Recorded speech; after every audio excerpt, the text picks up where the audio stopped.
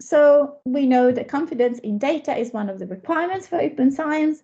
So peer review is the most widely used method for evaluating research. And so it's very challenging, but also a necessary step. And so as in any journal, data journals, of course, value peer review. So in our editorial policies, we specify that our data papers are fully peer reviewed to ensure they are accurate and that the data sets meet the journal's criteria. We have a single blind peer review process. But this is because keeping double-blind peer review when it comes to data papers is very difficult, because authors are describing a data set that has been published, and they appear as authors of the data set typically, so it's very difficult to hide this information from the reviewers, but reviewers remain anonymous. So what is important to stress is that JOHD reviewers are not asked to review the data sets in full. The peer review process affects the data papers only, or the papers that we publish, data papers or research papers. And the aim of the peer review process is to ensure that each paper describes the data correctly and that the data has been archived in accordance with best practices. So we don't ask peer reviewers to perform the major task of data peer review, but there are some aspects that they are asked to look at. So for short data papers, reviewers are asked to check whether the paper sections are accurate. So the method section should have enough detail to show how the dataset was created. The dataset must be correctly described, and the research section must provide concrete and useful suggestions for review of the data, for use of the data. When it comes to the dataset itself, the repository has to be suitable, and then we have a list of recommended repositories. The data must be deposited with an open license that permits unrestricted access, so like CC0 or CC BY, and the data must be included a version that is in an open non-proprietary format. This all is to ensure reproducibility. The data must have been labeled in such a way that a third party can make sense of it, so with sensible column headers, descriptions, etc. So this has to do with the documentation and the reusability of the data. And the data must be actionable. So if there's a specific script software needed to interpret it, this should be archived accessible as well. And then there is ethical aspect. So research involving human subjects, human material, human data must have been performed in accordance with the Declaration of Helsinki. And the studies must have been approved by an ethics committee. When it comes to full-length research papers, reviewers are asked to comment on 5 main aspects: the content, whether the article fits the scope of the journal, in the quality of the paper itself, whether the argumentation and structure is accurate and succinct, if there is enough reference to methodology, if the use of figures and tables is appropriate, if the formatting is followed, and if the language is correct. These are all qualities of the paper itself. And so we have a checklist for peer reviewers. So they need to rate papers in terms of the quality and clarity of the writing, the timeliness of the topic, discussion of the literature, the relevant literature, organization and structure of the manuscript, and research design and methods, reuse potential and user-friendly designs. These are all aspects of the paper that the reviewers are asked to rate.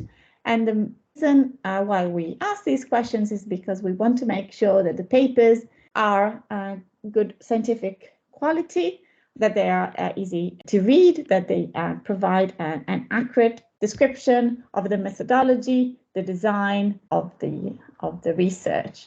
And a very important aspect is the reuse potential. So in order to facilitate and contribute to reproducible open science, open research, open scholarship, we want to publish only articles where the potential for others to reuse the data is very clearly articulated, and where the design of the data set being described is user-friendly. And that is because the last thing we want is for our papers to describe data sets that are inaccessible, difficult to reuse, obscure in their content. So all of these questions are aimed at making sure that these quality standards are met. And I must say, in most cases, our papers are accepted, although we have rejected some papers. And I can argue that this is because authors that tend to submit to our journal tend to have already done a lot of research to create a data set and typically are in the process of writing other research papers that complement the data papers.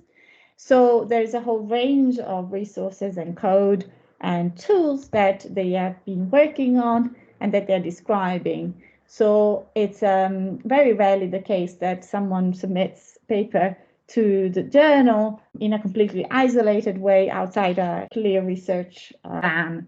And hence, these papers tend to have a high acceptance rate precisely because there is a sort of implicit self-selection process in the way authors decide to submit to the journal. We have some questions for the reviewers to answer when they review the papers. These kind of rating questions. We have questions like, has the data set described in the paper been adequately described and made available in an open repository? Again, we insist a lot on this point, and surprisingly, some authors do miss the point of publishing the data set in an open repository, even though it is a very clear, necessary first step. Reviewers are asked to check this aspect on accessibility and also appropriate description of the data. And once more, we want the reviewers not just to rate the reuse potential, but also to comment in their own words about how the reuse potential of the data has been discussed. And this is a section that is one of the most important ones in our data papers, because that's where authors have the opportunity to really think and reflect on not just how they use the data set, or they will plan to use it, but how others might use it.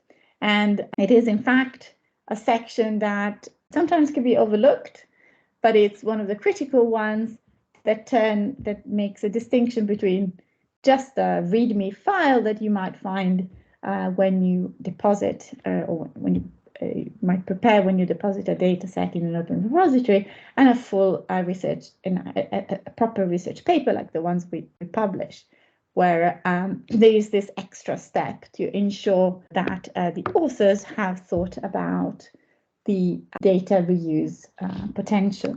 Also ask reviewers to provide constructive feedback and recommendations for the authors to improve the manuscript. This is pretty standard, and it follows the practice in most other academic journals. So it's one thing that we found really makes a big difference between the version that authors submit and the version ends up being published. And of course, comments for the editors that are not shared with the author. And sometimes reviewers use this box to make us aware of limitations in the data set itself, not just in the paper, but also in its accessibility, in its format, even sometimes in the concerns around the design or the reusability of the data. Okay, so this ends my presentation. I have put in here my 2 email addresses you can contact me at, and of course you can check the Journal of Open Humanities data online as well. Thank you very much.